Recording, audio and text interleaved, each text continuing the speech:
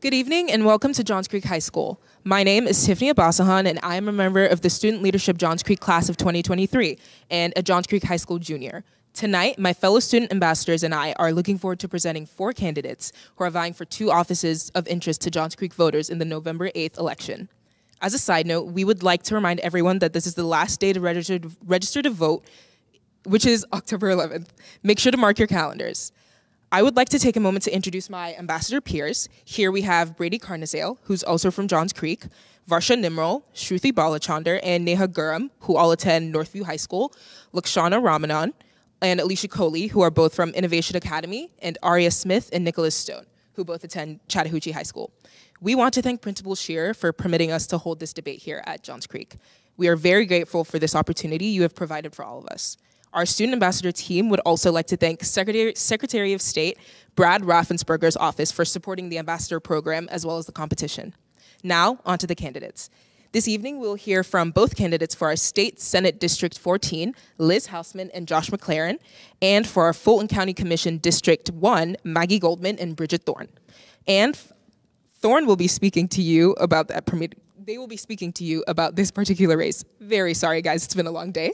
Thank you to the candidates for making time for us this evening. We would also like to announce some exciting news. SLJC, Student Leadership Johns Creek, in conjunction with Mercer University and Johns Creek Historical Society, have been awarded a grant from the Library of Congress to delve into the effects of COVID on our community through a traveling exhibit. The grant is titled Same Storm, Different Boats. We are very excited to be working on this and hope you'll look for more information in the coming months. I would also like to acknowledge several dignitaries who are with us tonight. We have Rochelle Carnazale, Fulton County Superior Court Judge, Linda McCain, Fulton County School Board Member and newest member of the LJC/SLJC family, Lynn Riley, President of the Georgia Finance Commission and former Georgia Treasurer, who also served as representative for State House Seat 50. We have Johns Creek City Councilwoman Stacy Skinner, Johns Creek City Councilman Bob Aramelli, Johns Creek City Councilman Dilip Tunke, Johns Creek City Councilman Chris Coughlin, Heather Redrick, President of Student Leadership Johns Creek, MJ Jelemy, Board Member of Leadership Johns Creek, 2 more, Mary Beth Cooper, Ambassador's Debate Assistant, and finally, Mrs. Irene Sanders, Executive Director of Leadership Johns Creek and Student Leadership Johns Creek. Now, let's get on to the rules of the debate. The opening statements will be in alphabetical order by post, and the closing statements will be in reverse order. Candidates are allotted 2 minutes to answer for both. We have asked the candidates to use their opening statements to answer the following question, so we're able to get to know them just a little bit better. The question is, why do you consider yourself the best candidate for the post you are running for? Please give examples of your leadership roles during your statement.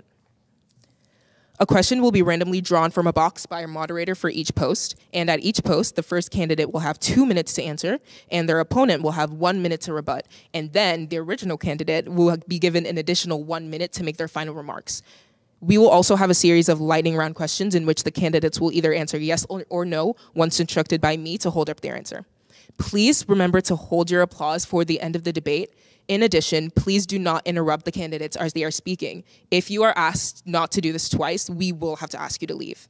Our moderators for the debate will be Nicholas Stone, Shruti Balachandar, Brady Carnazale, and Varsha Nimrol. On that note, let the debate commence. Candidate Hausmann, please begin the debate with your opening statement. Good evening. Thank you very much for being here, and thank you to Leadership Johns Creek, or Student Leadership Johns Creek, for hosting this event. I've had the pleasure of coming many times over the years to watch your program, and it's very nice to be here in person tonight as a candidate. So I'm excited about the opportunity to share information with you about this race, and so it's great that the students have taken this on and developed this program. I am currently serving as your Fulton County Commissioner. I've been in that role for 3 terms, which is almost 12 years. Prior to that, I helped start the City of Johns Creek that we're in tonight. Very, very proud of that, and served on the first Johns Creek City Council. And I also had the pleasure of working as a board member for Fulton County Schools prior to that. So I'm truly invested in this community and have been for almost 20 years now. And I've always served with the knowledge that I work for you and that my goal is to always put our families first. never forgotten that our families make our community, and it's the most important thing in our community. I think tonight you'll see a clear, defined difference between the candidates in this race. I think that this is a very important race that will really define our community for the next 20 years. So I look forward to the questions. I look forward to sharing my vision to keep our families safe, keep our schools strong, and keep election integrity at the forefront of what we do in the next session of the legislature. I think we've learned a lot about what can happen in elections, and we need to make sure that we continue to focus on making sure that you can trust in our elections. So thank you again. I look forward to the questions. Very sorry, Candidate McLaurin. I forgot to announce this in the opening statement. I would like to welcome Mr. Kirk Call for the Pledge of Allegiance.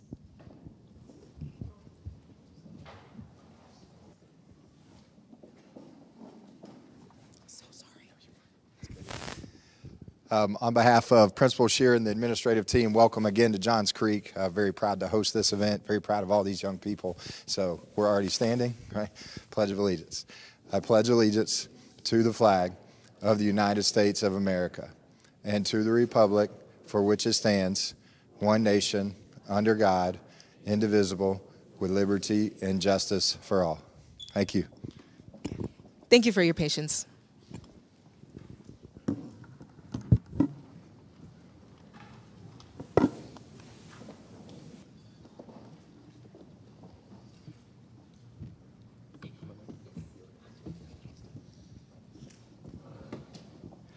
Good afternoon or evening, everybody. My name is Josh McLaurin, and I'm really happy to be here tonight. I want to echo my opponent and say thank you to Student Leadership Johns Creek and for the people who put this event together. I did debate in high school, and so I relish the opportunity to meet in public spaces and for people, even when they disagree, to have their voices heard and to face directly have a conversation with the entire community. I think it's invaluable, and with cell phones and cable news the way it is, it really means a lot to me that we're able to be together tonight. So I've had the honor of also serving elected office for this area. I've been a state representative for parts of Sandy Springs, Roswell, and Johns Creek, going on my 4th year. Came in 2018 or early 2019, and have seen the inside of the state capitol and all of its inner workings from a perspective that I think is maybe the most valuable, and that's the minority party. I'm a Democrat, and what that means is that I have not done nearly as much passing of legislation or governing as a commissioner has. But what I have seen is the way that power works, and specifically power at the state level. The problem is, and I think y'all know this better than anybody because you're here tonight, that your engagement, your desire for things to be better in the community does not always translate to what your elected officials do. In fact, it rarely does, right? And the problem is that building has a little bit of a sickness. I think we know politics is broken, whether it's the Supreme Court partisan fights or Congress, or even to some extent our state capitol. We've lost faith that these systems work, and we want real people who are going to really engage with us. I have the experience to do it because I've built the relationships across the aisle. I know that the state legislature is a place for good policy where we can do common sense regulation of guns that a bunch of majority of voters agree with, or not needlessly restrict abortion rights for ideological reasons to find a balance that voters are okay with. That's the kind of good policy I stand for. This raises a choice between people who care about policy versus giving another vote to an ideological Senate Majority Caucus to run wild. And I'm ready to serve for that reason. Thank you.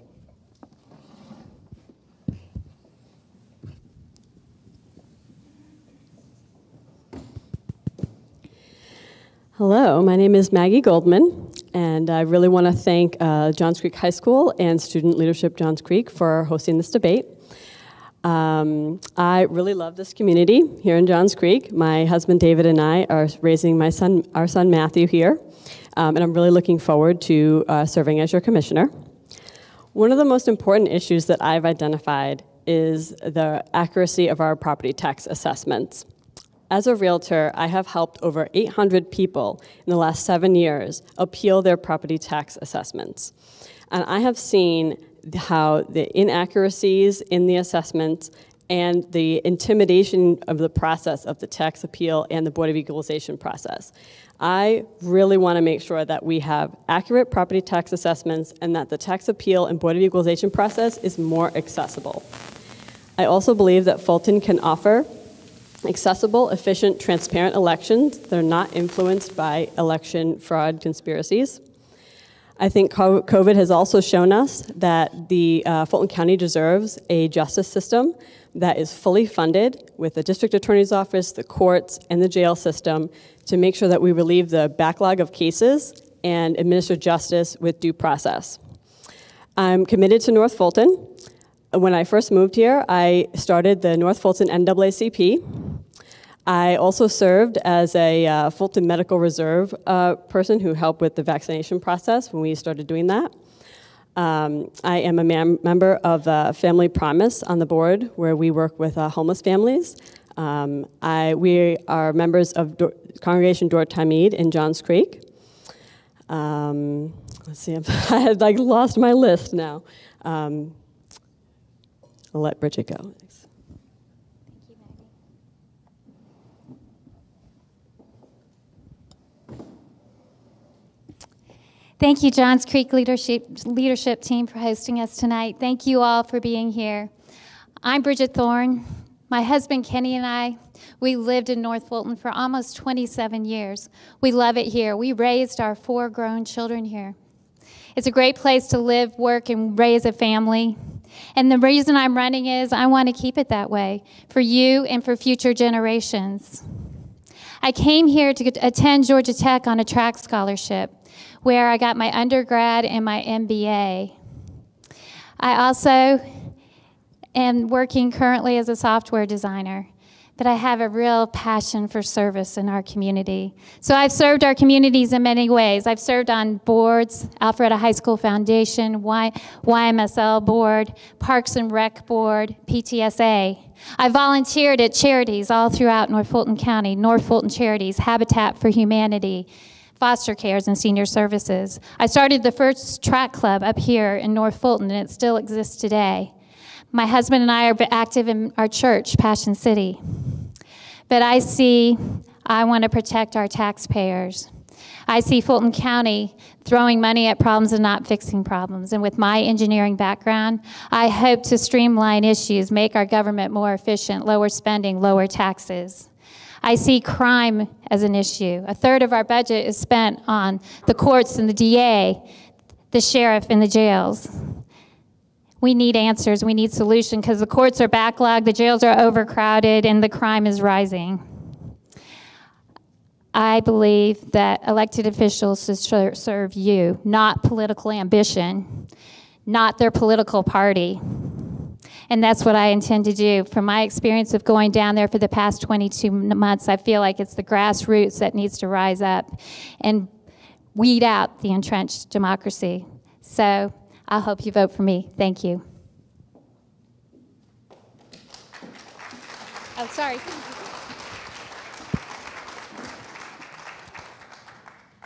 Please remember to hold your applause until after the debate.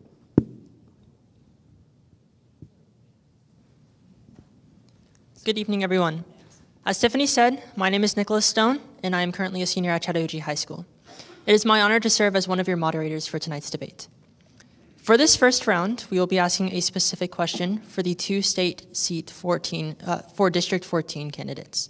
We will begin with candidate Hausmann. Candidate Hausmann, on your website, hausmannforgeorgia.com, you mentioned that one of your goals for effective education was to strengthen security and increase funding for mental health in our schools. How do you plan to acquire this funding and make sure that there is balanced access to mental health strengthening in all schools across Georgia? You have 2 minutes. Thank you for that great question. Mental health issues are really the #1 residual impact of COVID.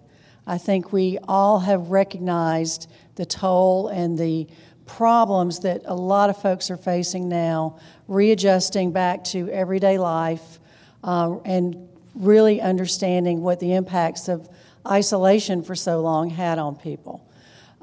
In Fulton County Schools, the county currently has a strong partnership with the school system and provides counseling services through one of our partners, Summit Counseling. So we're already invested at the county level in providing those types of resources in our schools, especially focused on the area of suicide prevention, which is one of the most growing problems that, unfortunately, some of our youth are facing. I know that the state has also implemented a counseling program. I think we need to increase that. I think it's very imperative that our youth get the assistance they need. They're going through so much anyway, as we all know when we were in high school, how difficult that can be. But I do think it's very important that we focus on the mental health needs of our young people to make sure that they have the ability to deal with the things that they have gone through and move forward in a positive way. And the state can help with that. The state did a lot this last session to focus on mental health. We're trying to get crisis centers in Fulton County. I also think that the state should look at expanding the funding for those types of programs throughout the states, and certainly should be a partner with our school system. Thank you. You have 1 minute. Thank you. And thanks, Commissioner, for your work. I think this is a very bipartisan issue, right? We all want to make sure that our kids are taken care of, specifically in schools. I was proud as a member of the State House to vote for the bipartisan Mental Health Parity Act to make sure that insurers are held accountable for kids as well as adults in covering mental health on the same basis as more physical ailments. What I would say, though, is that we have to think comprehensively about why students in schools face some of the crisis that they do. For one thing, we have a criminal legal system that wraps up too many students when there are alternate diversionary paths that they could take. And any liberty-loving person, I think, can agree that a mental health solution for troubled kids is much better than a criminal legal system that's only going to make problems worse. I also think that the gun epidemic is causing a real mental health toll on our kids because we have shooter drills and people learning how to wear ballistic blankets. We need common sense solutions that don't put the onus of policy failure on our students. Again, more stress, more mental health issues. We need to fix it, have the adults clean up their own mess first. Thank you.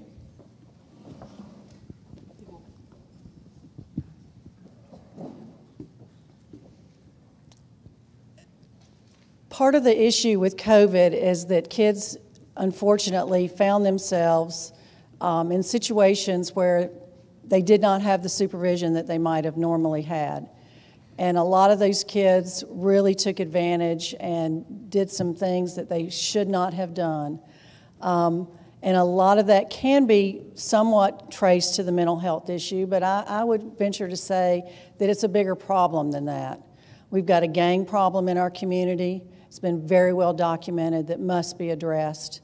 I don't think that you could say that the criminal justice system encourages or wraps around our kids in a negative way. If our kids get in trouble, we must figure out how to deal with that in a productive way to get them back on track.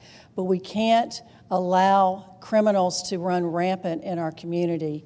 It is unacceptable that most people, that is the biggest concern that they have right now, is their family safety. And we can't put that aside to, can't sugarcoat that. We must deal with that as well. Thank you, candidates. Good evening. My name is Shruti Balachandar, and I'm a senior at Northview High School, and I'll also be one of your moderators this evening. Candidate McLaurin. On your website, joshmclaurin.com, under Issues Transportation, you say, we need creative approaches to transit to solve the severe Atlanta traffic, rather than simply building more roads. How would you propose we tackle this issue? Please give us 2 creative approaches that have not been implemented. You have 2 minutes to respond. Thank you very much for that question. You're probably not allowed to answer my show of hands participation question, but invisible show of hands. Who's been frustrated to sit in traffic in Metro Atlanta, right? Who's wishing that something could change? Unfortunately, the way we do things is the Georgia Department of Transportation sort of is accountable only to its board, which is elected by, guess what? State legislators, not directly elected by the people, okay? And they get federal funding, which is sometimes baked years in advance. So like some of the express lanes around 400 or 285, these are projects that other people a long time ago decided would be good for our community, and now we have to live with them, right? So the problem with our roads and bridges apparatus is it's not accountable. And it means that people like you who are here tonight don't get the say you need when you deserve it. Right? Now, I've advocated for changes in the way around the edges, right? Like I helped move some flyover lanes at Northridge that were promising to be super loud. We got them moved to a better location. So there's stuff you can do.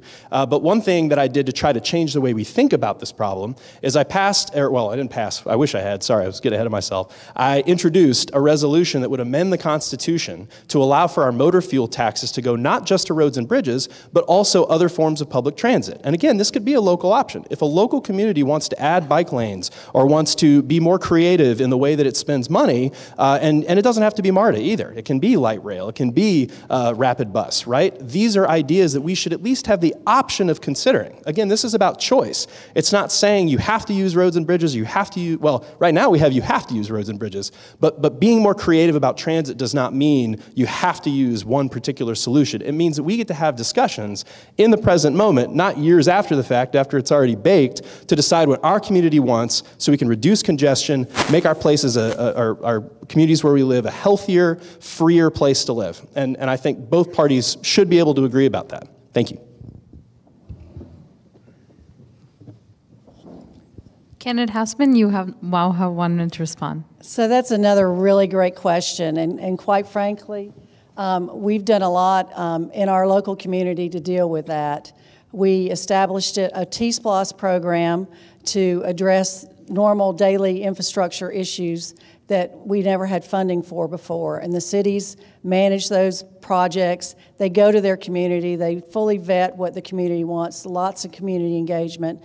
And they're getting about $500 million over the 5-year time period. So we address that. Another solution, I'm a very solution-oriented person. You can always identify the problems, but what are you going to do about it? In the area of transit, we went to the public on that too and did a comprehensive study of what sort of transit would fit our community. So we've got the plan in place. The plan's been in place for 5 years now. The funding is the problem. We're already constrained with a MARTA penny that pays only for the current system. So I would submit to you that the state needs to do more. Thank you. Now we will move on to our first lightning round. To be clear, this is only for candidates Hausmann and McLaurin.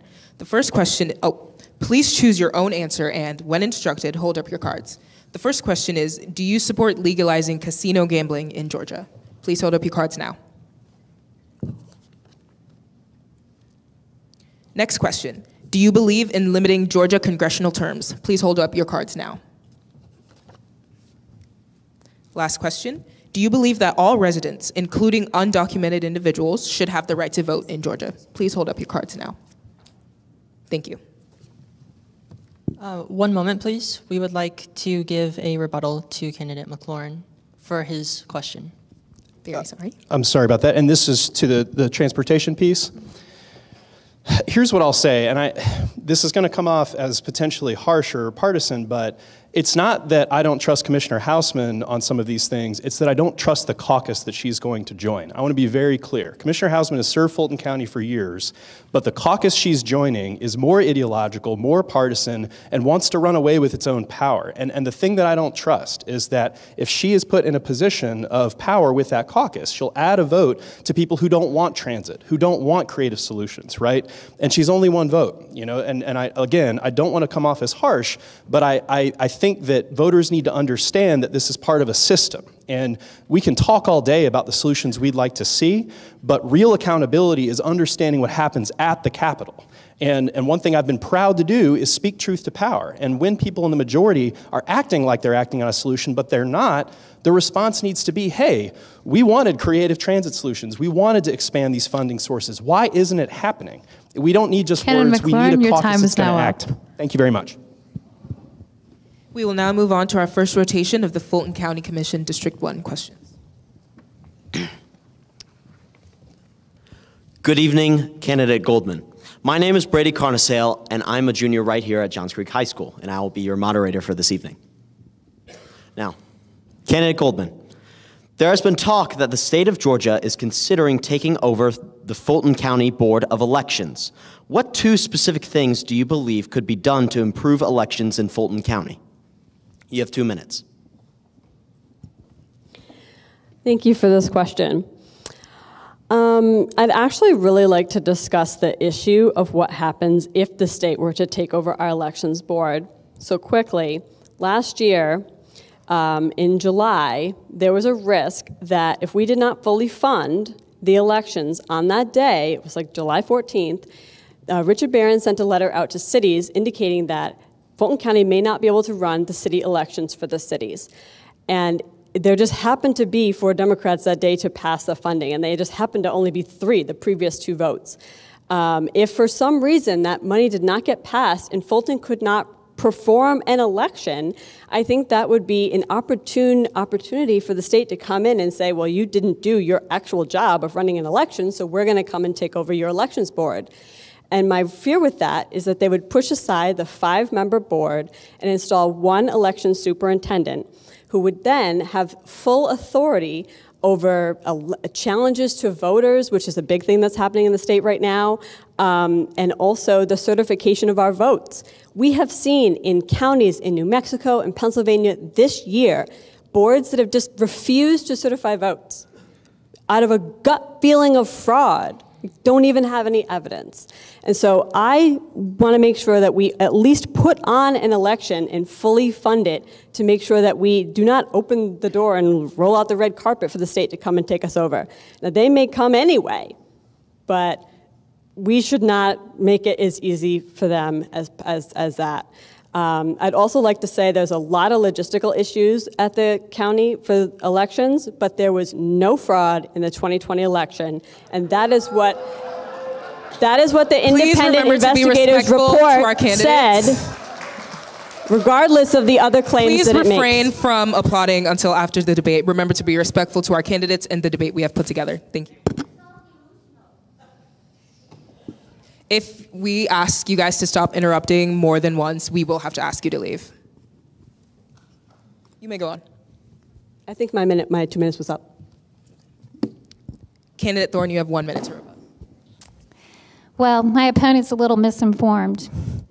The contract on July 14th was for the Happy Faces Temp Agency to renew a $7.5 million contract. If you listen to the Board of Elections meeting, before that meeting, it was Johnson on that board. He said, hey, Richard Barron, go to the board and send all the mayor's letters and tell them if they don't approve this Happy Faces contract, we won't be able to staff your elections. So they basically were blackmailing the cities into it with limited time.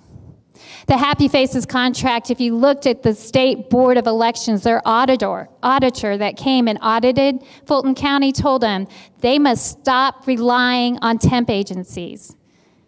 No, they keep approving the temp agency contract. They came back again and tried to extend it into January. Then January became into March. So we are trying to protect our elections, but it's our elections department that keeps disobeying the auditor in the auditor's report.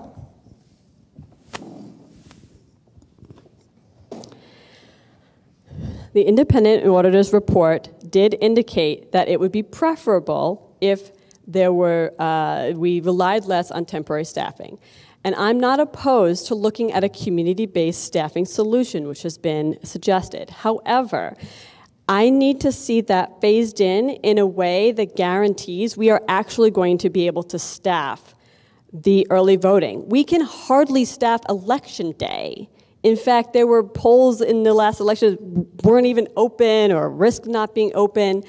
I'm not opposed to moving away from temporary staffing, but we have to prove that the hiring and the recruiting and the payroll and everything can be done, because that was proven to be more expensive than the temp agency. That's why you hire a temp agency, to handle those processes for you. Good evening, candidate Thorne. My name is Varsha Nirmal, and I'm a junior at Northview High School. It is an honor to be a moderator here tonight. Candidate Thorne, do you agree with Fulton County's request that their share of lost local option sales tax revenue is adjusted from its current rate of approximately 5% to 35% going forward? Give 2 specific examples to support your position. You have 2 minutes to respond. Oh, I absolutely do not agree with Fulton County taking a share of our municipal tax dollars. I have been following the elections, and in Cobb County, they spend $10 for every voter. Fulton County spends $50. We have wasteful spending in our elections department. Their budget's gone from $18 million to $35 million, and they say they're underfunded. And my opponent wants to fully fund them to the 44 or 45 million, whatever they're asking. Cobb County's elections department has won awards. So why aren't we trimming our budget to 5.5 like Cobb? We could save a lot of money. If we run efficiently, we could even open our own temporary staffing agency with the millions we spend on temporary staffing in Fulton County. Why are we paying 30% to a staffing agency to staff our elections? I also see wasteful spending with the ARPA money. They got $125 million, and they were trying to think of ways to spend it. They're like, oh, let's just give everybody bonuses because our workers had to work over COVID. Yes, Liz Hausmann brought up, people lost their jobs. They're struggling to pay rent. Their kids are home and they're having to pay for childcare. We shouldn't be paying bonuses to people who were able to work. We should be paying people who need it. Yes, I don't see Fulton County using our tax dollars wisely. I see our cities, it's 20 to 40% of their budget. So I see our cities spending our money wisely. They spend it on our first responders, our police, to protect you. And their only option is to increase your taxes or to decrease their services. So I fully support the cities keeping their share of lost. Please remember to hold your applause. All right, nobody is happy about this lost negotiation situation. I think that if we were going to make such a drastic change in the lost allocation, that we should have had more time to actually start working out the numbers. Now, I already talked to a couple of my legislative friends. Maybe they can create a period of time instead of a deadline for when you can start negotiations. Maybe you can have, up to 2 years or 1 year and then the 6 months, because not everyone can just, allocate that. Gwinnett County doesn't have as many issues. They just approved it. We obviously need more time to work this out. I think we need to do the least amount of harm to the cities, given that we had not a lot of time to work this out, and the cities are not prepared for such a big drop in their allocation. So I really think we need to rethink this. As you notice, my opponent didn't really answer the question. She didn't answer if she supports the cities or the county. That's because she aligns herself with Marvin Arrington, Commissioner Arrington. He endorsed her. He's the one who's on the negotiating committee. He's on the south side of Atlanta in the city. He does not represent North Fulton County. We have to support our cities up here, and I support our cities. I align with all our mayors. I have talked with them. We've got to support the mayors, we've got to support our cities, and we got to fight for our share of this lost. And if we don't, Senator John Albers said he would do it legislatively. We will now move on to our second lightning round, specifically for candidates Goldman and Thorne. Again, please remember to give us your own answer and do not hold up your response until I have finished the question and indicated to do so. First question, do you believe in limiting Fulton County Commissioner terms? Do you believe in limiting Fulton County Commissioner terms? Please raise your card now. Thank you. Do you agree with Fulton County's request that their share of lost local option sales tax revenue be adjusted from its current rate of approximately 5% to 35% going forward? Thank you. Do you think that all of the efforts to offer early voting locations and provide voting drop boxes for voters in Fulton County should be spread equitably throughout the country? Please hold up your cards. Thank you. We will now be moving on to the next round of questions. For this next rotation, we will be randomly selecting questions from this box right here.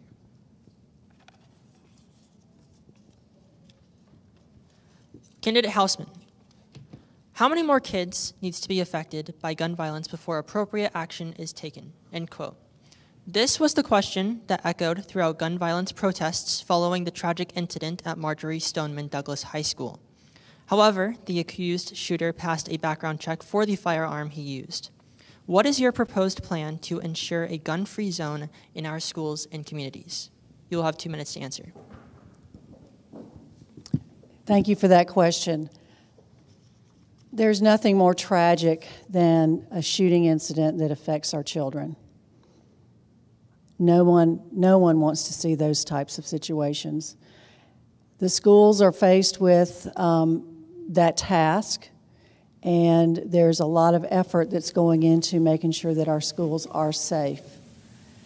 The problem that we have in situations like this really can be traced back to mental health. It's not the guns that are killing people. It's the people that have the guns. I do think that there are a lot of signs that were missed in this particular case and in many of the cases that unfortunately have happened. But you can't blame the gun. The guns a lot of times are stolen. There's a huge problem right now with guns being stolen from law-abiding citizens. If right now somebody came in here and tried to cause problems, yes, we have police here, but I would certainly hope that there would be those here in the audience that would help protect us. We have a lot to do with the area of mental health, that there's no question about that, but to say that it has to be a gun control issue, I do not think is the solution. Well, I think the Commissioner and I have found our clearest contrast yet. Are we going to say what? It's not the tank, it's the person, it's not the nuclear bomb, it's the person? We have assault weapons, and they're called that because they're weapons of war that are easily available to adults. And an 18-year-old is an adult. There's no minimum age to get one in the state of Georgia outside of that. And they can shoot rounds rapidly, nearly full auto, they're semi-auto, with bullets that are designed to do maximum damage to a body like in a wartime situation. A majority of voters don't think that people need these types of weapons. You can have a handgun, a shotgun at home and do home defense. You can have armed police officers who can take care of situations, but this idea that we're all cowboy heroes who can come save each other in case something inevitable happens, I can't believe that we would throw our hands up on this issue. There's a reason why Commissioner Hausmann is endorsed by the NRA, because that gun lobby has a grip on Congress, and they have a grip on the Georgia majority state legislatures, Republicans. They would have a grip on her. I would like to remind the crowd to be respectful to all of the candidates as they give their response. Thank you. Candidate Hausmann, you have 1 minute to rebut. I think that's quite humorous that anybody would think anybody's got a grip on me. If y'all have been around me for 5 minutes, you know that that is not what I'm about. You know, I think you can point a lot of fingers at a lot of things to try and control a situation. Stopping guns in the hands of law-abiding citizens is not the answer. People have the right to protect their homes and their families and their property. That's why we allow guns in this country.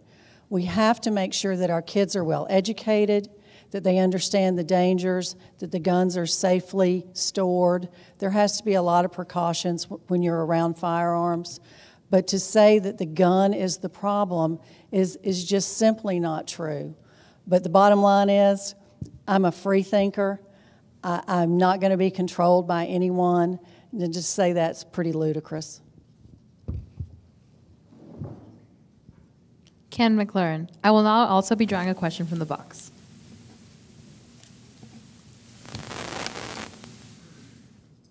According to the USU's, Georgia is nationally ranked 30 in pre-K to 12 education and 19th in higher education.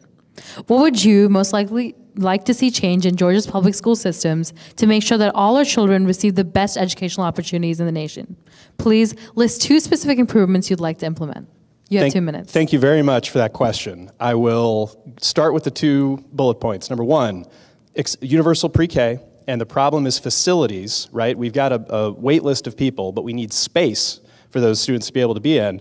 And the second thing is free technical college for people who qualify, right? And the reason for this is we have learned through the student debt crisis, through the kind of selling you a bill of goods about what you can get with a college degree from some of these online universities, we've learned that the 4-year package doesn't work for everybody, right? And there are people who want to learn highly skilled, educated trades where they can make tons of money, honestly, better than a lot of philosophy and English degrees, right? Right out of school to learn, again, a useful trade that's the backbone of our economy that serves the infrastructure that we also desperately need.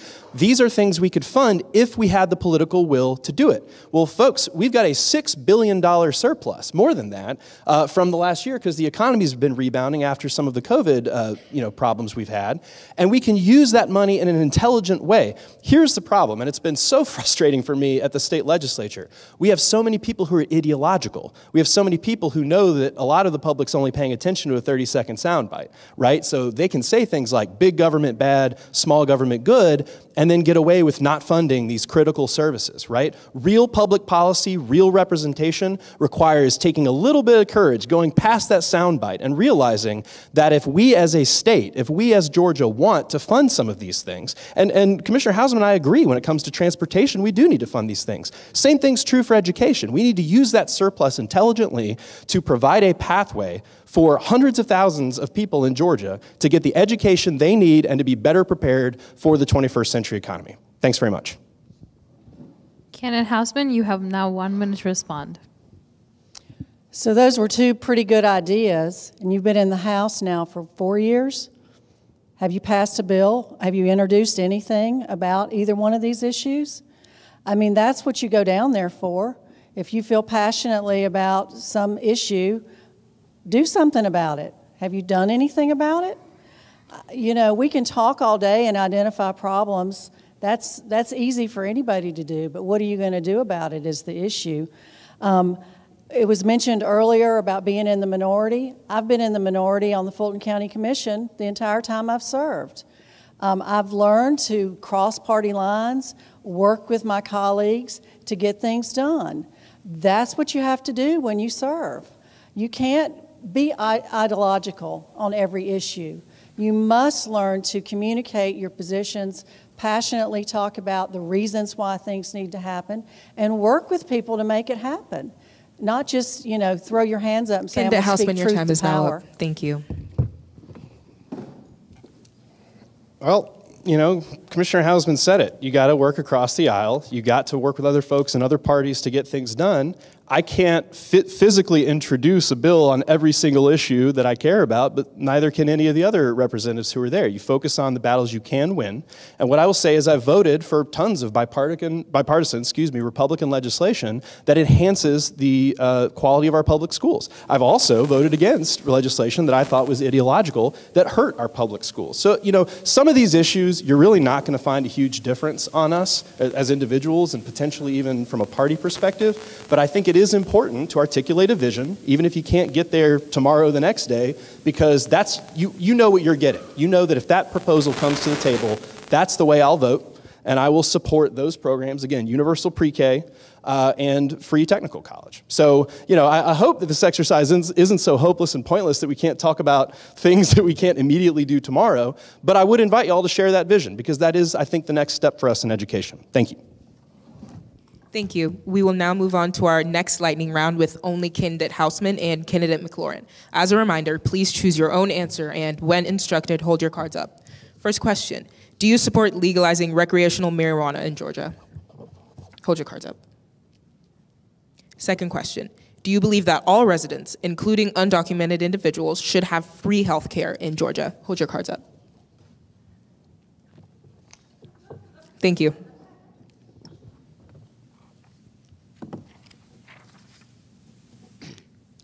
Candidate Goldman. As inflation rates are continuing to rise, what are 2 specific measures you will take to help residents who are finding difficulty in supporting themselves and their families with these rising prices? Well, thank you for that question. You know, the commission has a very narrow focus, and we don't really have any control over inflation. But what we can do is make sure that residents have more money in their pocket. And I have literally seen how as a realtor, one of my clients sold a house that was assessed for $1 million that sold for $530,000. It had been in excellent condition 40 years ago when the permit was originally pulled for that renovation. That poor old man paid twice as much in taxes in Buckhead for years. I don't know how long he was. He went to a home after they sold the house. We need to make sure we are properly assessing our property so that people are not overpaying. And then the tax appeal process is very intimidating. People don't understand the process. They're getting better at sending out more informational documents with each step of the process. But when people get a no-change letter, which is the most standard response to a tax appeal submission, they think it's over and it's done, but really in the fine print, it says you will be forwarded on to the Board of Equalization. So I have to tell people, this is the first step, this is expected, wait until you get a Board of Equalization letter, and then I can help you prepare for that. People have no idea what they should be doing at the Board of Equalization. They don't know they can ask for the county's comps to refute them. They don't know how to come up with their own comps. We really need to make this process more accessible, even if it means the county has less money because we're assessing people properly.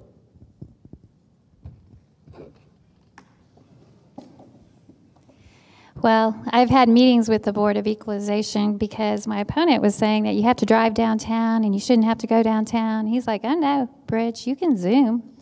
You can Zoom in those meetings. I've personally appealed my taxes. They personally came out to my house.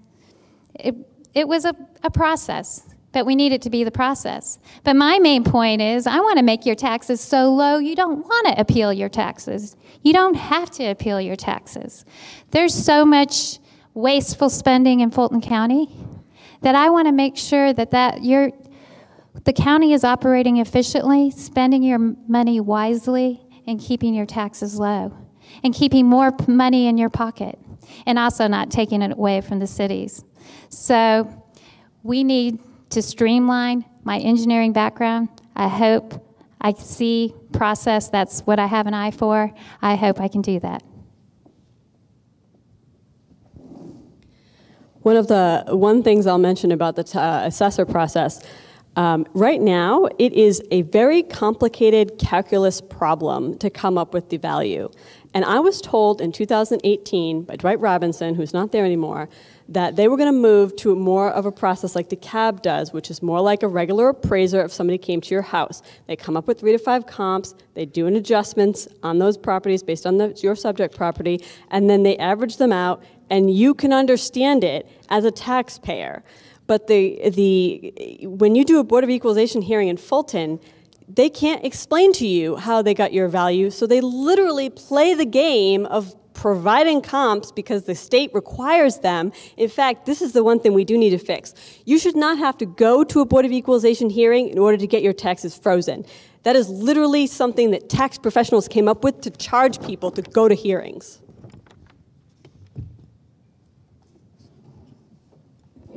Candidate Thorne. Commissioner Arrington is a member of the Fulton County Reparations Task Force and recently suggested, quote, the Reparations Task Force begin creating a timeline and schedule to present recommendations to the Board of Commissioners that involve reparation payments, unquote. What is your thought on this task force, which has been meeting regularly since October 2021? You have 2 minutes to respond. I think it's ridiculous. How many of you guys have owned a slave out here in the audience? No, nobody has. Haven't any of you been a slave? No. I don't believe in paying reparations. It's ridiculous. They're modeling it after Evanston, Illinois, Cook County, Chicago. You know, I'm from Illinois. Cook County is bankrupt. Actually, the whole state is bankrupt because of Democrat blue state. It's miserable when I go home there. And I see Fulton County trying to do the same thing as Cook County. It's laughable. Yes, Arrington, who endorses my opponent, he thinks we should pay reparations. If you attend the meetings, they're trying to come up with a way. They're digging through property records, trying to find out if maybe somebody was disenfranchised somewhere, sometime. And in 2 years, I guess in April, they're going to have to come up with their first recommendation. In Evanston, Illinois, they paid $29,000 per person. It wasn't small change. It's money. It's tax money. It's coming out of your pockets. No, I think we need to judge people by their character, not the color of their skin. We need to live together. We need to work together. We need to be joined. We need to build a bridge, and we need to do the best for our whole community. Thank you. The Reparations Task Force, that was one of the first things I saw when I started going to commission meetings about a year and a half ago. I think it's literally a commission to study an issue. It's not a commission that has made any determination. And I think the people interested in studying the issue have a right to study the issue. There are lots of issues that I'd like to study if I get the chance to get on the commission. I would like, though, for every member of the commission to actually appoint someone to the commission, even if they don't agree with it. Put someone on there with a countering point of view. But I don't think Bob Ellis has made an appointment. Liz Hausmann barely just made an appointment, I think, recently. But it has been going on for like a year and a half, and they had to actually change the number of, the quorum amount so they could actually hold meetings because there weren't enough people even appointed. And I think we have a responsibility to appoint the people to the board so that they can function.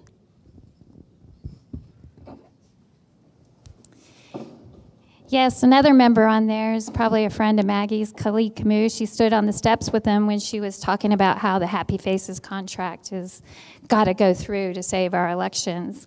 Khalid Camus is the mayor of South Fulton County.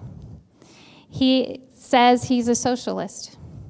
He's the first Black Lives Matter ever elected official down there. He's on the reparations committee. He doesn't even capitalize his name because he doesn't believe in the individual.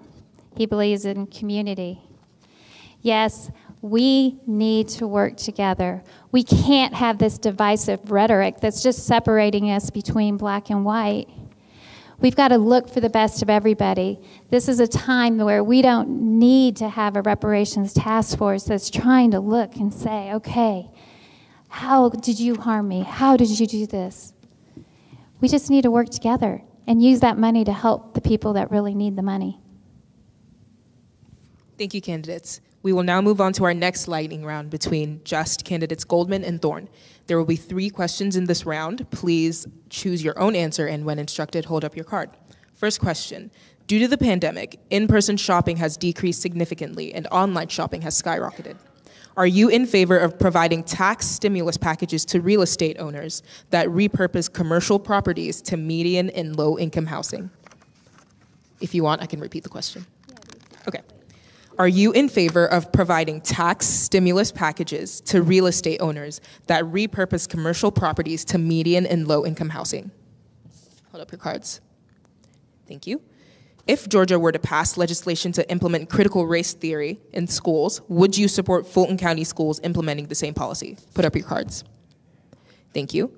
Do you believe the Fulton County Tax Commissioner should continue to receive a stipend for every tax bill that is paid by Fulton County residents? Put up your cards. Thank you.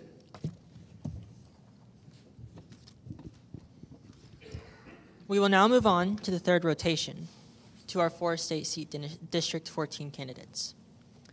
Candidate Hausmann, we are now going to turn the tables and let you ask a question of your opponent. You will have 1 minute to ask your question, and candidate McLaurin will have 2 minutes to respond.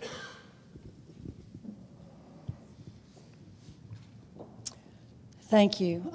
Josh, in studying your record, I see that you focus a lot on criminals and the process and the housing and the rights of criminals. So there's a lot of things I could ask you. I could ask you why you didn't support the Attorney General's gang bill. I could ask you why you were against the agreement with Atlanta, with Fulton County and Atlanta to share jail space to help us with our overcrowded jail in Fulton County that's extremely dangerous. But I think I'll ask you about Senate Bill 382, which was regard to sexual predators, and why you voted against that bill.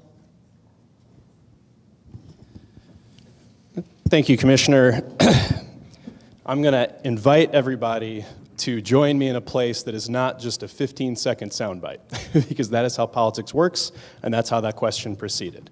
Here's what I know. I know that a Republican chairman of the Judiciary Committee in the House testified himself that in the first 48 hours that one of our children in Georgia goes into a juvenile justice facility, they're recruited into a gang. 48 hours, children, gangs, right? This was in testifying in favor of a gang bill that would have increased penalties for kids, which means what? Throwing them in that tank and turning them into gang members. I mean, I'm sorry, but I think basic logic should work in our government, right? Why are we allowing jails and prisons that are manufacturing gang members in this way to be our only solution for thinking about crime? We all want to be safe. It's not Democrats. Some people think Democrats are like lizards that, hide under a table. We're people, right? Everyone here is people. We all want to be safe. We all want communities where we can live, work, and play, right? But there's good faith policy disagreements about how best to do that. And so when Atlanta is going to lease Fulton County jail space so that the overcrowding, the over-indictments that happen in the jail can get pushed into a place where we can ignore the problem, I'm opposed because I want to confront the problem. I want us to ask the question, why are we sending people who are accused of low-level offenses, not hurting anybody? Maybe it's public, somebody who's homeless trying to pee, or like a low-level weed infraction. Why are we filling our jails with these people? There's a real liberty concern here. I know Republicans who agreed with me on this, when we could be making smarter investments in housing, transit, education to address these people. The reason I voted against that bill is because it made mandatory life sentences for people who are convicted twice of statutory rape. Mandatory life sentences. Now, they could be probated, right? They're not necessarily in jail, but a judge would have discretion to throw them away for life. Does that seem sensible to you? Candidate It's a McLaurin, crime, your time is but up. we have to be proportional. Thank you. Candidate Hausmann, you will have 1 minute to rebut. Yeah, that particular bill really targeted the worst of the worst, those that are predatory on our children. Gangs are not created in the prisons. They're created in our streets. They go into the prison system, the jail system. Yes, you probably do have to be a member of some group to survive once you're in there, but that's not where they're created. We have to deal with that. But I got to tell you, the most thing that I hear from folks right now is that they're not feeling safe in their communities. It's unacceptable for you to want to go walk your dog or take a jog and become a crime victim just from living your life. So I got to tell you to focus on the criminals over the victims, because every criminal, there's a victim. And if you let a criminal out when you shouldn't, if there's that revolving door, you're just going to create another victim.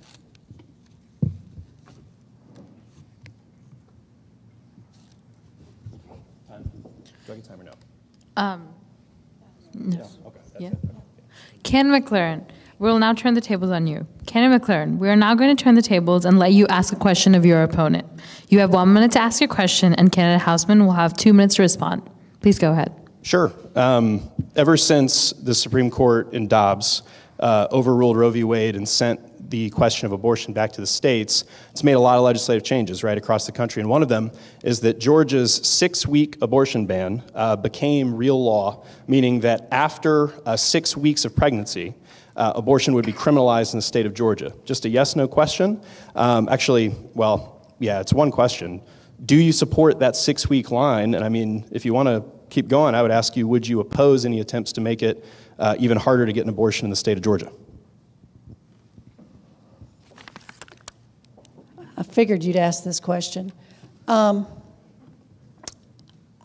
really feel like that everyone should agree that abortion should be rare. It should be safe for those that need it. And it should but it should be rare. And I also think that women's health care, reproductive health, encompasses far more than abortion.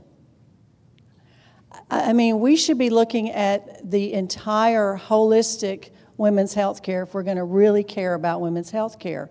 You know, there are a lot of other things with reproductive health that seems to get lost in this conversation. We should be talking about educating on birth control.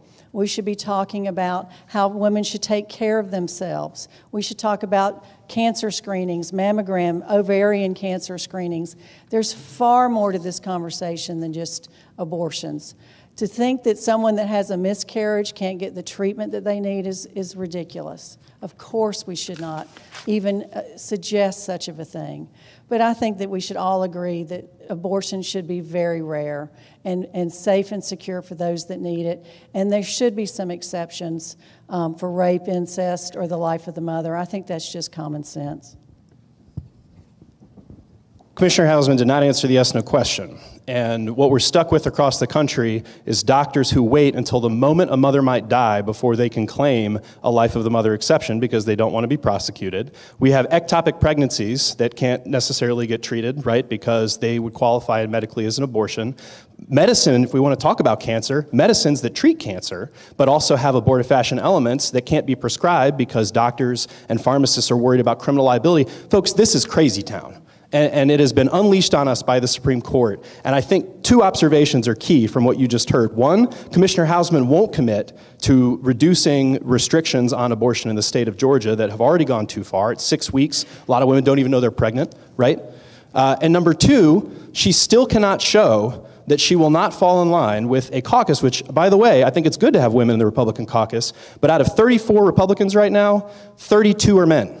And there's a machismo about that caucus. I'll put it that way. If we think for a second that she'd be able to buck that, it would be very difficult to do. Thank you. Next, we will move on to our next lightning round between simply candidate Hausmann and candidate McLaurin. This one has 2 questions. Again, a reminder, please choose your own question and indicate your cards when I say so. Would you like to see Georgia implement ranked choice voting? You can put your cards up now. Second question. Do you believe Georgia should implement critical race theory instruction in Georgia schools? You can put your cards up now. Thank you. Candidate Goldman, we will now turn the tables on you. You will have 1 minute to ask your own question to candidate Thorne. Candidate Thorne will have 2 minutes to respond, and you will have 1 minute to rebut. Thank you. All right.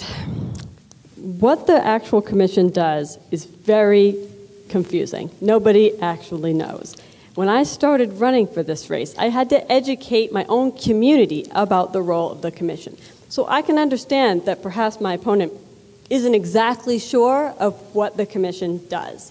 But on her materials, she says that she wants to help make sure that our police and first responders have the tools that they need.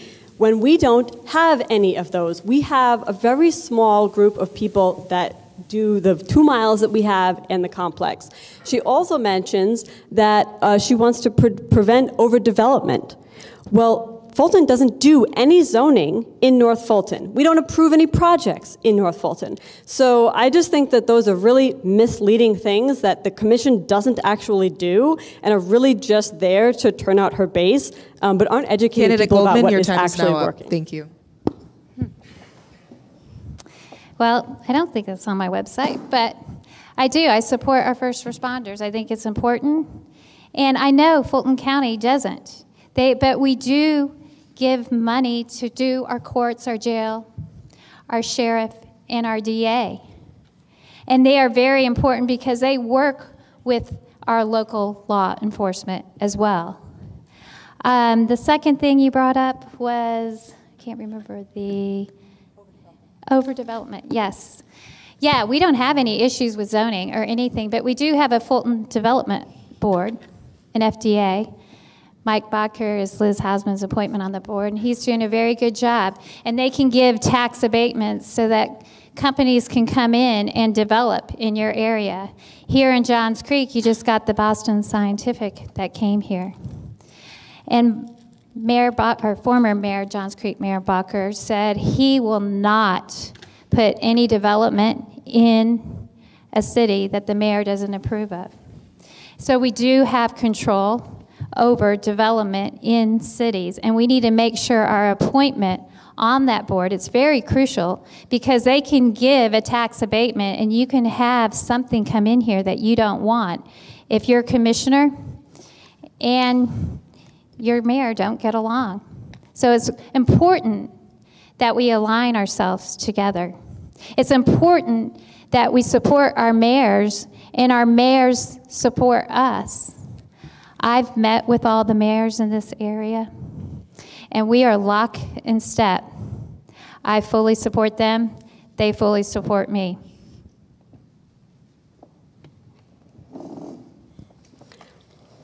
I think I can agree with a lot of what Bridget has said. However, on her pamphlet that she was passing out in my neighborhood last weekend, it literally says that I will make sure that the tools are available for our police and first responders, of which we at the commission do not do, and cities do. And it specifically says that she wants to prevent overdevelopment. And I think it's a very big stretch to say our appointment on the Development Authority directly correlates to when cities make zoning and project choices in their own cities. We do not do any of those things. Candidate Thorne, we are now going to turn the tables again and let you ask a question of your opponent. You will have 1 minute to ask your question. Candidate Goldman will have 2 minutes to respond, and you will have 1 minute for rebuttal. Well, you can all pull my pamphlet out there if you want to look. So, my opponent, in her Facebook, she posts radical ideological ideas. She has a t-shirt and a sign for almost every rally that she's out there picketing against. She supports biological males competing in women's sports. Transgender books in your schools. Oh yeah, she doesn't even have a school-aged child, and she's at your school board meeting saying you all need to wear masks. So, we live in a predominantly Republican district. And she has signs that she's repeatedly has many pictures on that Republicans are letting our kids die for power. So how, in a district where we are so divided, are you going to bring us together? Thank you. I was also expecting this question. So I did have a sign at a March for Our Lives rally that says Republicans are letting kids die for power. And as Josh McLaurin had already brought up earlier tonight, Republicans are tied to the NRA, the gun lobbies, and the gun manufacturers. When there was an assault weapons ban, those gun manufacturers lost tons of money, and they decided they had to figure out a way that that would never happen again. And so when Republican legislators decide that we can at least move the age to buy an assault weapon up to 21, so that we don't have almost every shooter that has gone into a school was under 21 and had an assault rifle. So yes, at that rally, it was right after Uvalde when 19 kids died in a school. So yes, I'm going to go to rallies and I'm going to speak my voice. But on the commission, we don't have anything to do with guns. The only connection we have to guns is that Fulton County did the processing for the permits. And they just passed that permitless carry law that means that we no longer can process those permits. And those permits revoked permits where they weren't supposed to have them and denied them when they should be denied. And we no longer have the authority to do that. You want to keep guns out of the hands of people who shouldn't have them? Give us back the right to revoke and deny permits for carry. Well, she didn't answer that question again. I don't know how she's going to build a bridge. She's saying that I'm a Republican and I'm letting kids die for my power. I don't like to be labeled that way. I don't like to label a group of people that way. Yes, she has radical ideologies. She doesn't align with our mayors and our government up here. We need to work together. We need to build bridges. We need to work. Government's responsibility is to create environments that everybody can thrive in, not just the people you agree with. We need everybody to have businesses and individuals have the opportunity to thrive. And as Commissioner Hausmann said, we need to learn to work across aisles, and she's done a great job at that. And she's my model of what I want to emulate when I get down there on the board. Thank you, candidates. We will now be moving on to our fourth and second to last round, in which the questions will be randomly drawn from a box. We would like to do the lightning round questions beforehand. Okay. So, this is our last lightning round question. We have 3 questions. As a reminder, choose your own answer and raise up your cards when I say so. 1. This is between candidates Goldman and Thorne. First question. With both candidates being parents and there's a rise in school shootings in our country, should security measures, including metal detectors in our schools, be the same throughout the entire country? Can you say that again? I didn't catch the first one. Let me reword that. Should security measures, including metal detectors in our schools, be the same throughout our entire country? I think maybe a standard. Yeah. County, my bad. Yes. You can put up your cards. Okay, we'll move on to the next question. Do you believe that Fulton County elections are being run efficiently as they currently operate? You can now put up your cards. Thank you. We will now move on to our fourth and last round, in which they will be randomly drawn from a box. As Tiffany mentioned earlier, we have time for one final round. For this rotation, candidates from both District 14 as well as the Fulton County Commission will be answering a randomized question picked from their respective boxes. As per usual, we will begin with candidate Hausmann.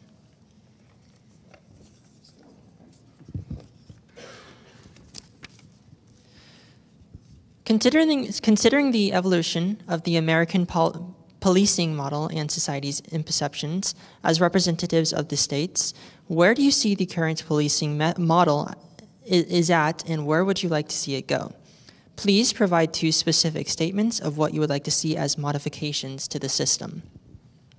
I apologize. Could you repeat that question? I can barely hear you. I'm sorry. I will. Yeah. Considering the evolution of the American policing model and society's inceptions as representatives of the state, where do you see the current policing model is at, and where would you like to see it go?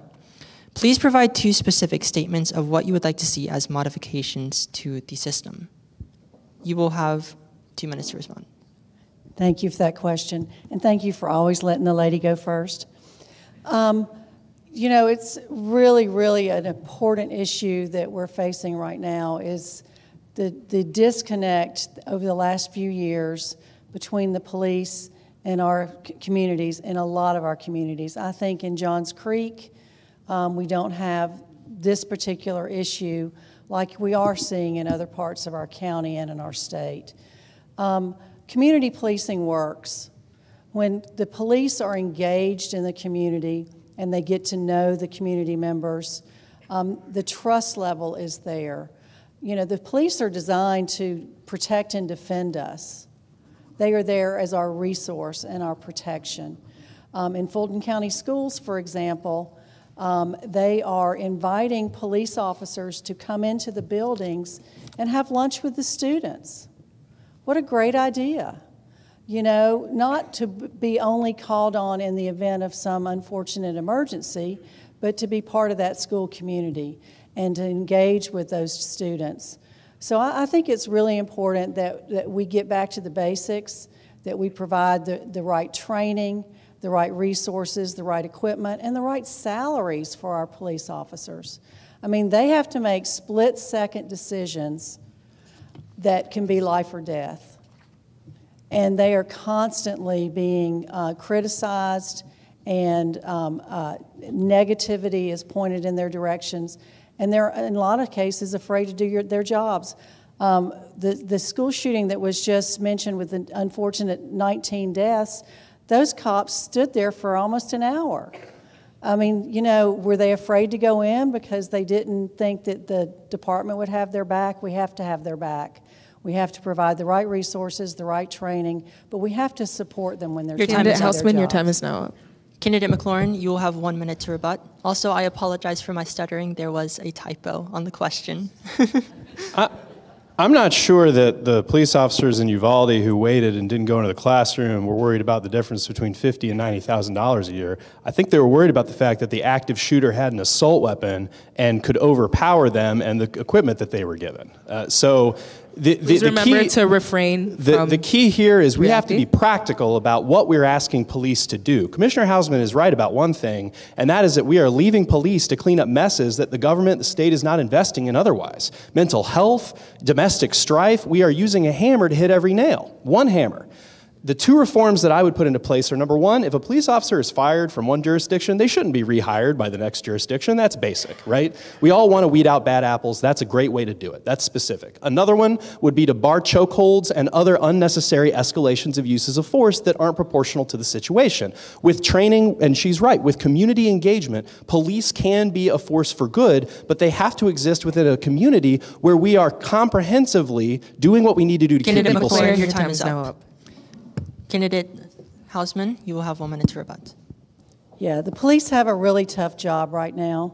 They're being second-guessed at everything that they do. And that is just no way for us to treat them and then expect them to treat us with respect. It's a two-way street. And I really feel like that being soft on crime is not working. There is such a mindset out there that nothing's going to happen to people that do make bad decisions and commit these crimes. So the fact that the police are so timid in some respects to do their basic job is not working for our community. It's up to us to turn that tide, to make sure that they're engaged in the community, that they are well-trained, well-funded, and have the resources to do their jobs, because their job is to protect us. Thank you, Candidate Hausmann. Candidate McLaurin, I will also now be drawing a question from the box.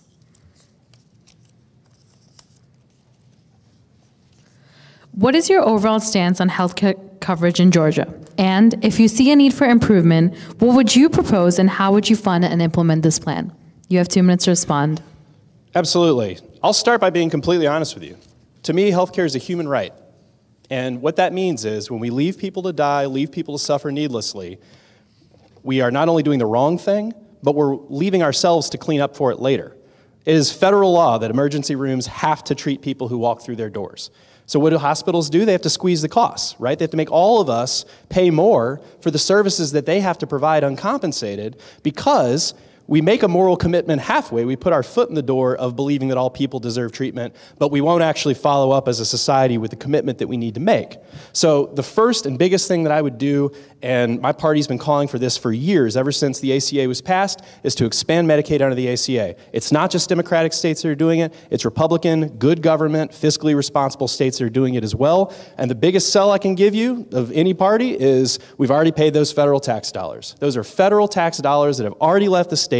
They're going to fund health care in, lots of other Midwestern and Northeastern states, right? Unless we bring it back and we say we want to care for Georgians, hundreds of thousands of people that would have access to care. And again, I don't need to sell you on the moral aspect of it. I'm there on the moral aspect. I think we have to do it morally, but I also think it's going to save us money in the long run. How many times have you heard in the last year about a hospital closing?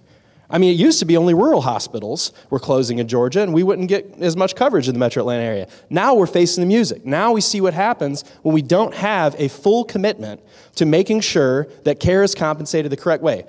Does Medicaid have some problems? It has some problems. But again, part of that is because at the federal level, we weren't allowed to negotiate rates, right? So again, it's all about recognizing the commitment we really want to make. We can't do it halfway. We've got to use the system we've got and care for as many people as we can, because we all benefit in the long run, morally and fiscally. Thank you. Thank you, Candidate McLaurin. Candidate Hausmann, you now have 1 minute to respond. Yes, it's a very complicated issue. And yes, we are seeing hospitals closing throughout the state and now in the metro Atlanta area. The one that just closed, Wellstar AMC, clearly stated that the Medicaid issue was not the reason that they closed. It would not have mattered to their bottom line if they had the full coverage with Medicaid. So that's kind of a red herring in a lot of these situations. Our state has asked for waivers. Our state has asked for the ability to have a program that meets the needs of our state. That seems like a reasonable request. The feds don't really agree with that. Partially, they've agreed. So I think that there's not a one-size-fits-all for anything that actually works, and especially if it's government mandated or government controlled. I think it's reasonable to tailor things to the local community that knows the needs that we have. Thank you, candidate Hausmann. Candidate McLaurin, you have 1 minute to rebut. Sure. I mean, I think, again, so I know those waivers because I was in the State House when we voted on them. One of them was to do away with the ACA website and do our own Georgia website. And the other one was to basically, well, and I think this one was included, to allow insurance coverage to be less than comprehensive. Folks, I'm a lawyer. I have a law degree. I don't understand everything my health insurance does. And I think most people have a really hard time going into situations knowing whether they're covered or not. This would basically allow more information asymmetries for people to choose coverage that might be cheaper, but why is it cheaper? Because it covers less and because you don't always know what it covers until you get into a bad situation. We remember a time when you could be denied for pre-existing conditions. The ACA fixed some of that, but at the end of the day, and that's why I try to bring it back down to a basic level, because from a moral standpoint, you either believe that people deserve to be treated and that it's better financially for all of us, or you don't. And I think some of these half measures that we've billed as healthcare at the state level, you know, again, not my party, I voted against some of this stuff, but these half measures don't reflect what our commitment should be, which is to take care of Georgians. Thank you.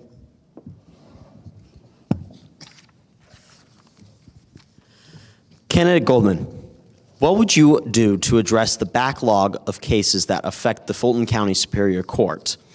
Now, please keep in mind that necessary court space is one factor that presently exists. So I think one thing we have to address is the fact that the courts were never fully staffed in the first place. I had talked with Cassandra Kirk, one of the judges, and she is basically saying that, like, even before COVID, they were not fully staffed. And Fulton County seems to have an issue with staffing. Every other meeting, it seems like there's another department coming and saying that they can't retain staff or they need to, you know, put more competitive salaries. So I don't want to spend more money than we have to, but we have to be able to figure out how to staff the things we are doing. And so when the ARPA money runs out for the current, you know, case backlog, we may need to keep some of those staff. And I think that's what Judge Kirk was trying to explain to me, that if we just get rid of all of the people that they brought in during COVID, that they're not going to be able to effectively run after that either. So that is my answer. I don't know if that was fully the question, but we need to seriously sit down with the court system, the district attorney's office, and make sure that these departments are fully staffed. And if that means we have to not do something else that we're offering, we need to staff the things that we want to do well and not half-staff everything in the county, because it feels like, you know, everybody has been coming and complaining about not having the money for staff or not being able to, you know, and even, you know, Rob Pitts once was like, oh, don't you just know that people should just, you know, want to work for the county to put it on their resume? It's like, yeah, and then they leave a year after that. We need to be competitive and make sure that we're staffing. Could you ask the question again? Of course. What would you do to address the backlog of cases that currently affect the Fulton County Superior Court? So the current budget is $280 million for our public safety officers. We just poured in $75 million more to clear the backlog and help with the overcrowding of the jails. But the backlog stopped They were clearing cases, and all of a sudden it stopped this summer. Well, it appears that our DA, Fannie Willis, is on this Trump phone call thing, and that's all the top prosecutors are being assigned to that case. I've talked with lawyers, and lawyers are saying they get the junior prosecutors. They're not getting the prosecutors that can actually move their cases forward. So for me to solve the court backlog, we need to hold our elected officials accountable. We need to study the data and make sure they're actually clearing the courts. Because this problem started in 2018 when Paul Howard was the DA. Fannie's just inherited this backlog. It's a Thorne, your continual time is now problem. up. Thank you. If I've got it correct, and we'd have to check the numbers, but I believe at least half of the backlog from COVID has been cleared out. And I highly doubt that making sure that we prosecute anyone and everyone who commits a crime in our state is not the reason that we have a backlog of cases. There are enough people to prosecute all of the people who commit crimes in our state, and I can guarantee you that if it was a Democrat who had committed an election crime in this state, Republicans would be lining up to make sure that that case was being handled in addition to the rest of their cases. So I don't believe that us prosecuting the case against Trump is impacting the case backlog. Candidate Thorne, which part of the county budget should be shielded from cuts in the budget and why? Please give 2 specific departments. I would say elections by far should be cut. They are so, as I mentioned earlier, they are so well overfunded in comparison to our neighboring counties. Their budget has gone from $16 million to $18 million to $35 million. And now they want $44 million. And my opponent is like, oh, we need to fully fund our elections to make sure they're secure. Another area I would definitely cut is probably some of our services that are using the temp agencies. We've got to cut and stop using temporary staffing. As Liz Hausmann brought up at the meeting on Wednesday, there was a breach in security of sensitive poll worker data. Actually, someone in this audience had his private data leaked because they were letting temporary workers have access to sensitive data. There was another incident where the Happy Faces temp agency had 2 employees fired for illegally shredding voter registrations. So for me, I would cut the budget in the staffing and create our own in-house temporary staffing agencies. Could you just repeat the question again? Which part of the county budget should be shielded from cuts in the budget and why? Please give 2 specific departments. Okay, so we need to fund the elections to the point that they can properly run an election. Now, I would be in favor of something like ranked choice voting, or making sure that we do like a highest number takes all, not this 50 plus 1. Why are we running 2 runoff elections every single time we have an election? We could probably cut the budget in half if we didn't have to run an identical election for a runoff after almost every election. I'd also like to say, I am dying to get in there and try to get my hands on the budget. There is a 496 some odd page budget booklet that looks like it's telling a story and has almost no meat. I can't tell what they're spending money on. It just seems like there's a line item for like personnel or capital. I have no idea what's going on in the budget, and I am desperate to get in there and try and figure out there have got to be things that we can cut. I just need to get in there and figure out what they are. Well, one, as commissioners, we can't legislate and put ranked choice voting in. We don't have that option. So we have no control over that. Fulton County's budget is a $1.2 billion budget. It affects over $1 million. And as my opponent says, she can't understand it. It's like storytelling. I think in the town hall, fluff and storytelling. Do we really want someone in there that can't understand a budget? That's ridiculous. We need to be able to study the budget, study the numbers. We need to trim. We need to look and see. For me, Fulton County's problem is, oh, we need more staff. We need more equipment. We need more money. No, you need more efficient processes. I think Fulton County is a very broken county with very broken processes, and if we can streamline those processes by automating some things, by buying proper software, we can do that. Thank you, candidates. Finally, before we conclude this debate, each candidate will have their closing statement. I will announce each candidate. As a reminder, you will have 2 minutes per statement. Candidate Thorne, you may begin. So, as you can tell, there's a clear difference between me and my opponent tonight.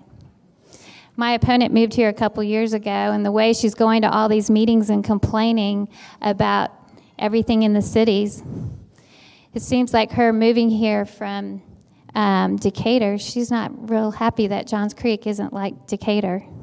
My husband and I, we moved here because we love it here. We love our safe communities, we love our great schools, and we love our overall quality of life. As your commissioner, it's a big job to serve as a commissioner. And I thank Liz Hausmann for the 12 years that she's committed to serving all of us. I feel like our cities are on a great path upward. Everyone wants to live here. It's a great place.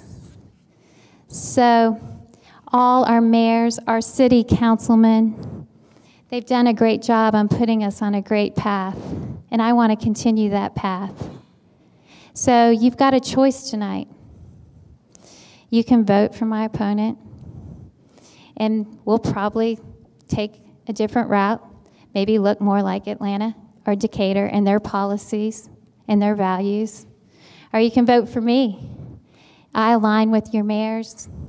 I align with your cities, and I want to continue the path that the decades of conservative leadership have led North Fulton County. I want to serve you. I live my life on 3 core principles. 1, my faith in God. 2, the love of my country and my family. And 3, to serve others before self. So I'm just hoping today that I can get your vote and I can serve you as your next commissioner. Thank you. Candidate Goldman, you may begin with your concluding statement.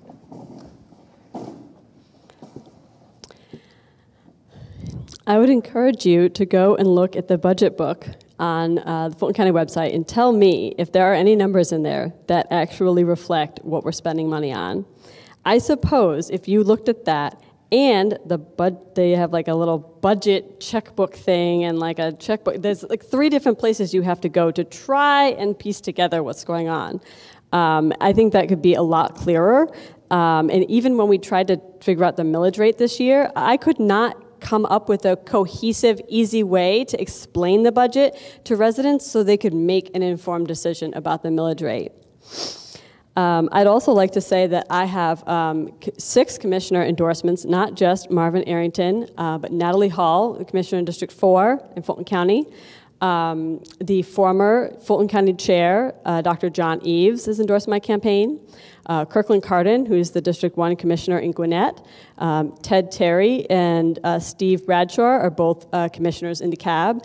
And they do this job every day, and they have endorsed my campaign and have confidence that I'll be able to deliver for Fulton County. In terms of moving here recently, I have been in Georgia for about 8 to 10 years.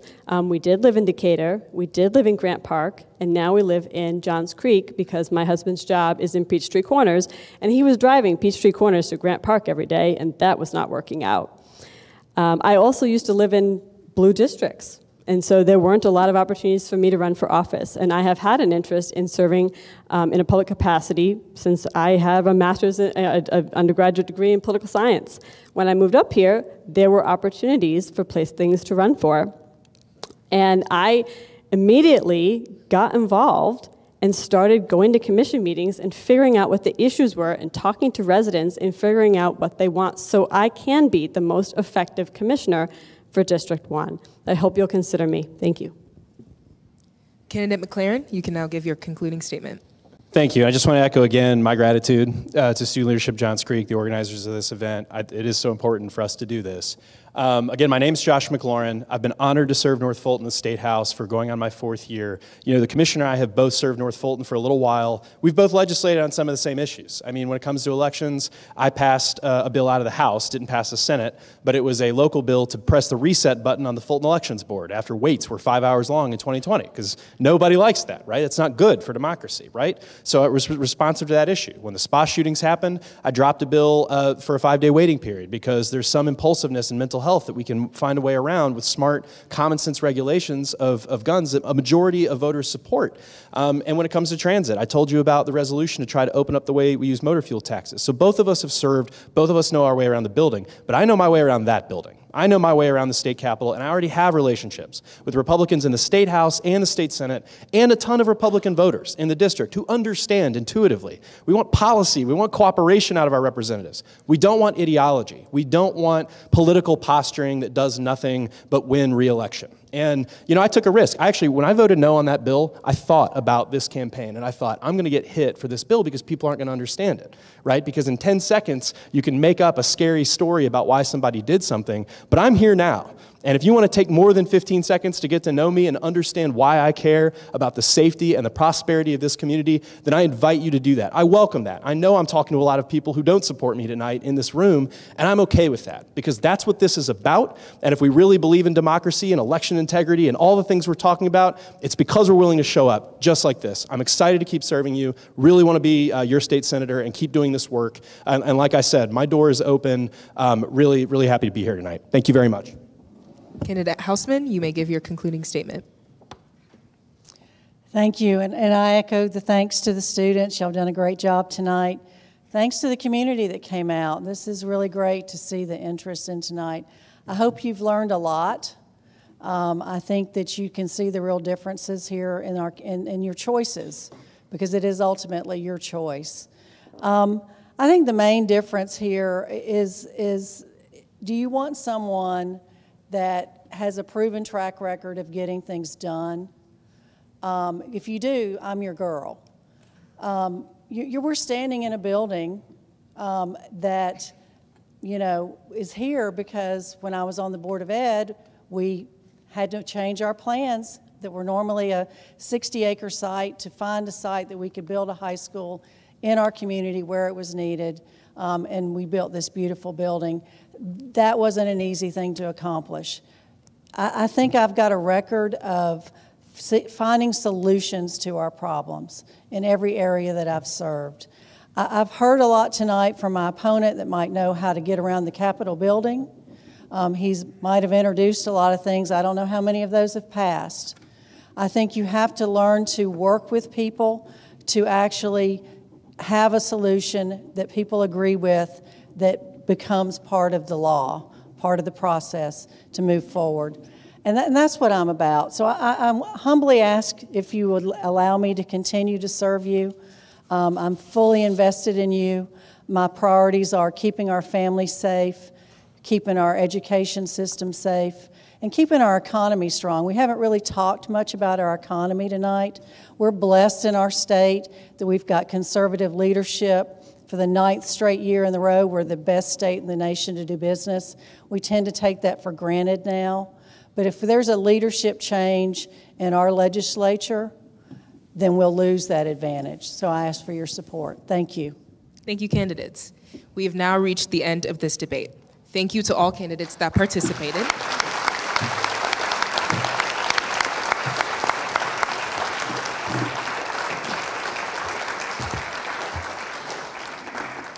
I would also like to thank our audience tonight for being respectful and courteous. Great job to our Secretary of State ambassadors tonight, too. Terrific job. I'd like to take a moment to thank Ms. Mary Beth Cooper for helping all throughout this debate preparation process. And last but not least, I absolutely have to thank Mrs. Irene Sanders, our team sponsor. We are so incredibly grateful, and we could not have done this without you.